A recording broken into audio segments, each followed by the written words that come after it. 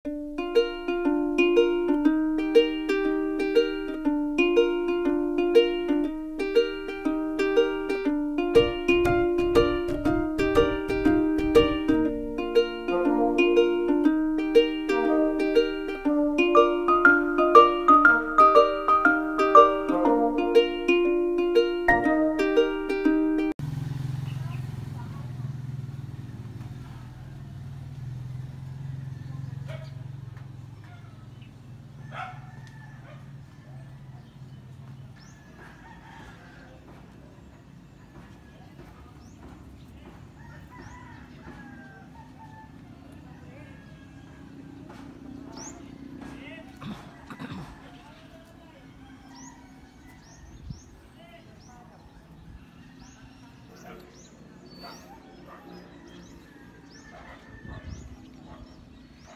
morning, good afternoon, good day world. Kumusta po kayong lahat yan?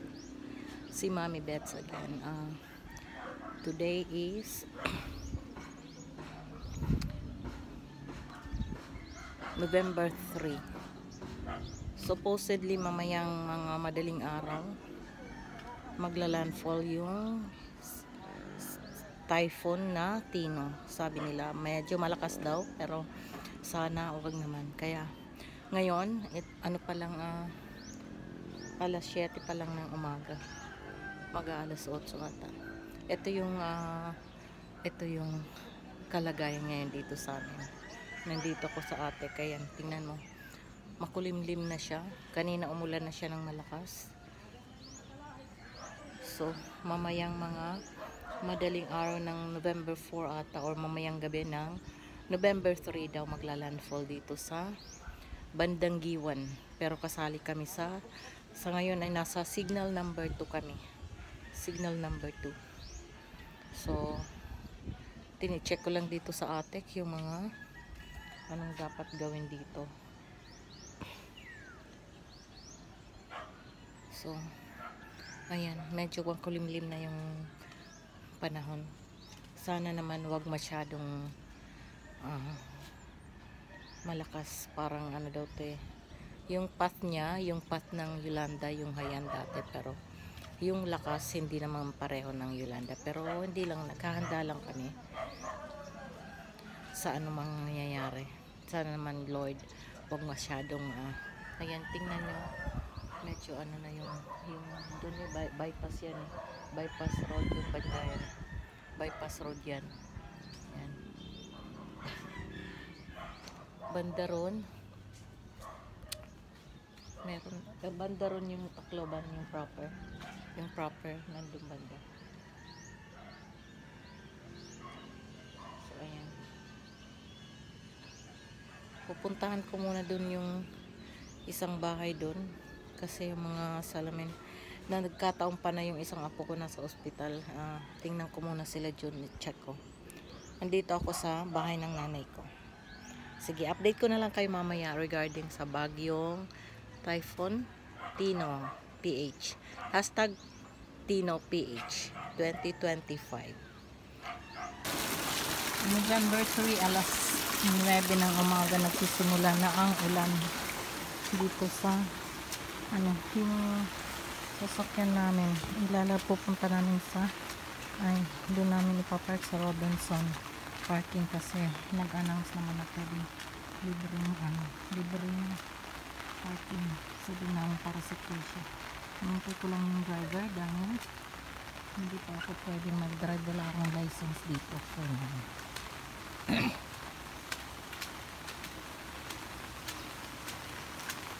Ito yung bahay ng nanay ko. So, secure naman siya. Dinaanan na po ng Yolandang bagyong Yolanda, so dito pa rin siya. Papasok sana namin dito yung sasakyan, kaya lang hindi na rin nabubuksan yung gate.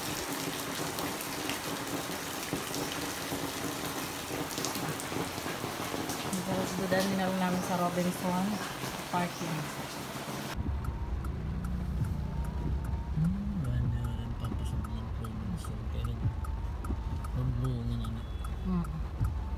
Pag nag-announce nga customer pwede na pa yun, mag-park ko.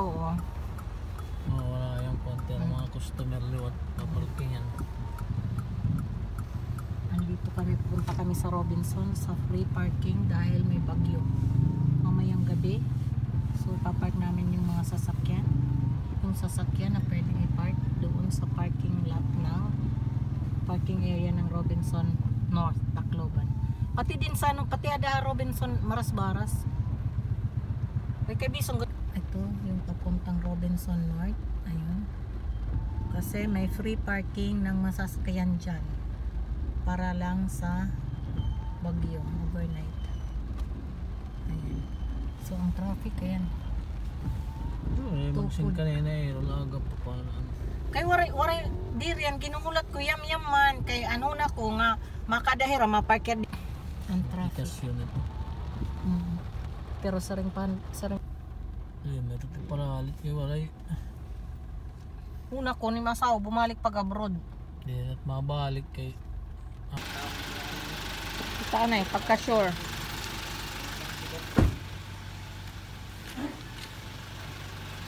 Makuri kasi waray pa dito na namin papasok yun.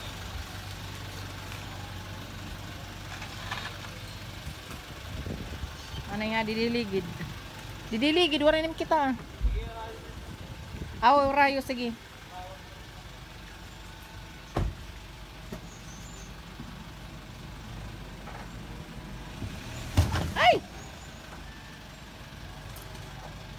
Sige. Ngadto pa, ngadto.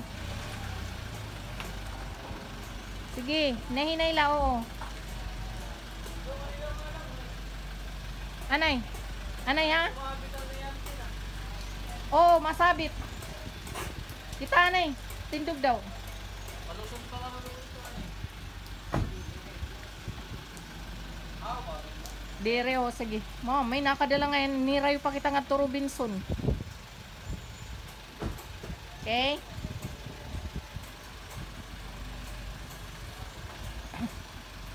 Sige. Edit sug ngadto kuan ha, ngadto may ano. Sige.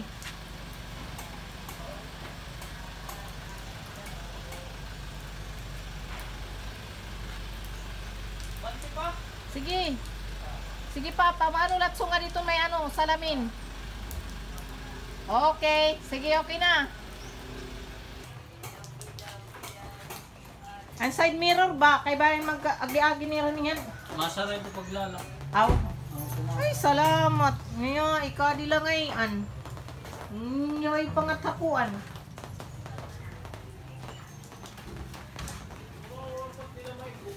Nga di na ito.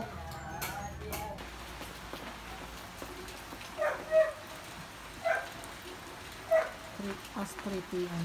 Kaya ko lang naman ito. Madaling araw pa. Maglalan po yung bagyo. So, tinanggal na namin yung mga dapat tanggalin. Sinipura namin dito yung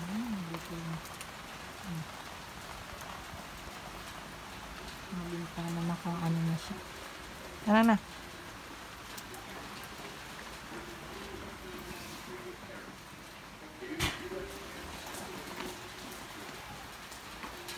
May bagyo, dahil may bagyo, magluto tayo ng pangmatagalang ulam. Yan, mag-adobo tayo. Chicken and pork adobo. Patuloy natin hanggang sa lumambot.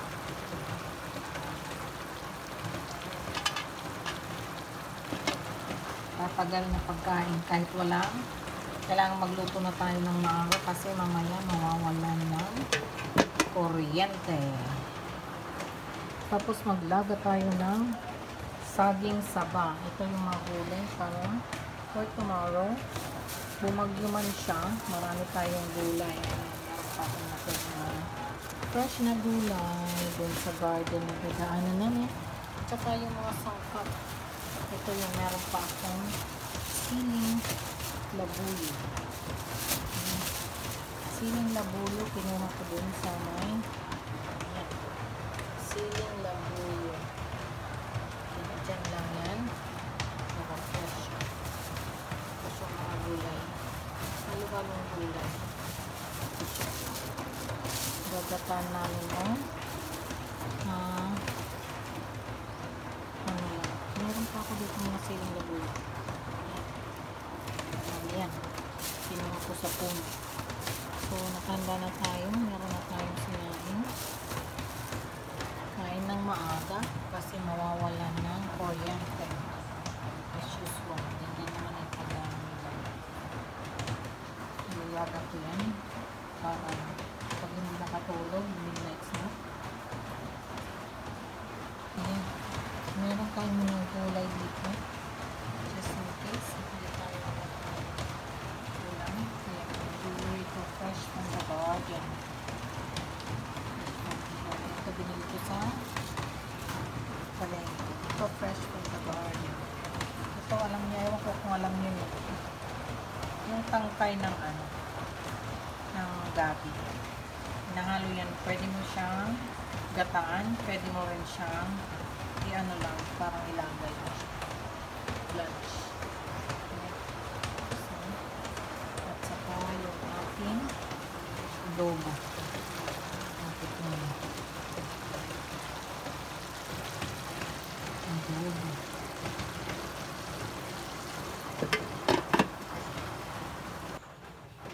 Ayan ang ating isang comfort food for the bagyo, for the typhoon. Ayan, chicken pork adobo.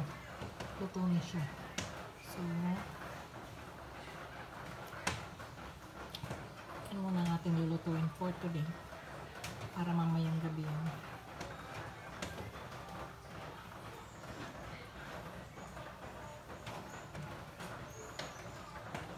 Tingnan natin, okay na siya. Okay na siya.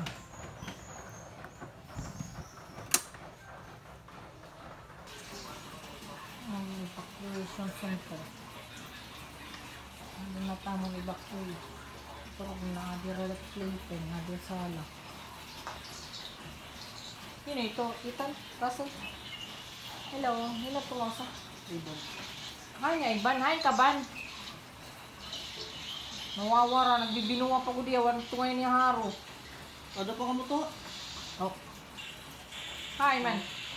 Dit. Diri dia okay la tira balay. Ginanong panigot. Ha? Alas 10. Alas 8. Diri 3 a.m. Alas 12 ngayon. 12 a.m. ha, ano?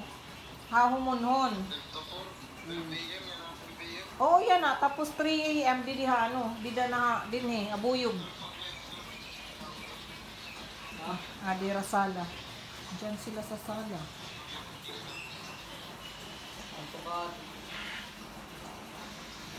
So, ayan, it's 5 o'clock in the afternoon, November 3.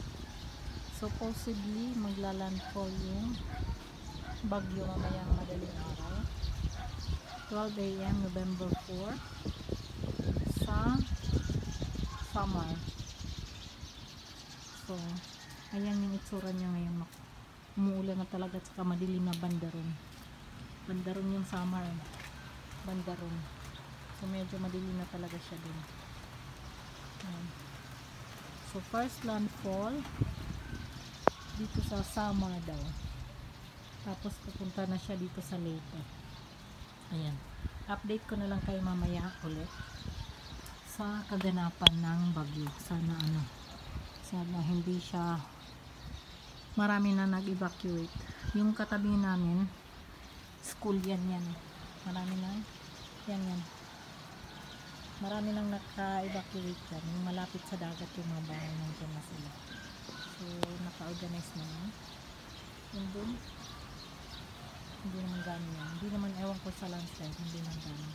Wala pang history ng landslide yan dito banda sa amin. So ayan, mamaya ulit i-update ko kayo. Yung tangke namin ng tubig puno na to. So ayan, puno siya. Ayan, so far ito yung situation dito. Hashtag TinoPH 2025. akin, update ko kayo tungkol dito sa typhoon na later. Ayan yung ngayon, 5 o'clock, November 30. 5 p.m. November 30. Ang landfall niya is mamayang 12 a.m. November 4. So, gabi. Hindi man siya ganong mahangin, pero umulan talaga siya. At saka madilim talaga yung kalangitan. Ayan o. Madilim siya. Maraming salamat at samahan niyo ako ulit mamaya. Thank you so much for supporting Mami Beth Salcars Official. Click notification bell, subscribe, like and share. Thank you so much. Until later, okay? Bye-bye. Sisimula na ngayon. Pagod-sibig ko kasi yung alam. Hindi naman, meron dito pa kami sa porch. Kanina nandun ako sa mine. Cross deck. Malakas naman yung ulan. Pero wala akong ulan. Sorry na dito mag-alas. Hindi ko ba malakas. Yan yung sasakyan na natin. Nakabuti nagpak na natin. Nakapasok namin. Wala safe pa.